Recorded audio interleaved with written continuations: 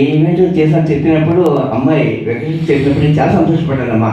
మీరు ఎక్కడన్నా 1000 పుట్టినరోజు చేసుకోవాలని మా సింగర్స్ అందరినీ మీరు ఆత్మీయతగా చూస్తారని అనుకున్నాను. ప్లస్ ఇంకోటి ఏంటంటే మీరు 21st హైదరాబాద్ ఆంధ్రాకి వస్తున్నారని చెప్పారు. వచ్చినప్పుడు మీకోసము ఈ బిఎస్ఎన్ డాడీ మీరు బర్త్డే సందర్భంగా చిన్న శారీ గిఫ్ట్ ఇస్తున్నారు.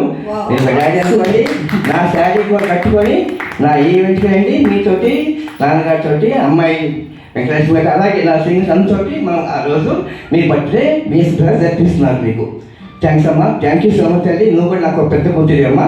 Thank you so much. Sindhupriya గారు, మీరు ఇండియాకి రాగానే మిమ్మల్ని మర్చిపెట్టుకొని మేము ఈవెంట్ చేయాలి కళాకారులు అందరం కలిసి. అప్పుడు మళ్ళీ ఫేస్ టు ఫేస్గా ఒక బర్త్డే ఈవెంట్ లాగా మళ్ళీ మేమందరం కలుసుకొని మీకు బ్లెసెస్ ఇవ్వాలని మేమందరం కోరుకుంటున్నాం. కాబట్టి మీరు రాగానే విత్ ఇన్ సెకండ్ మాకు కనీసం ఒక 10 days ముందన్న చెప్తే నేను హాల్ బుక్ చేసి మళ్ళీ ఈవెంట్ చేద్దాం. మీకు నచ్చిన బర్త్డే.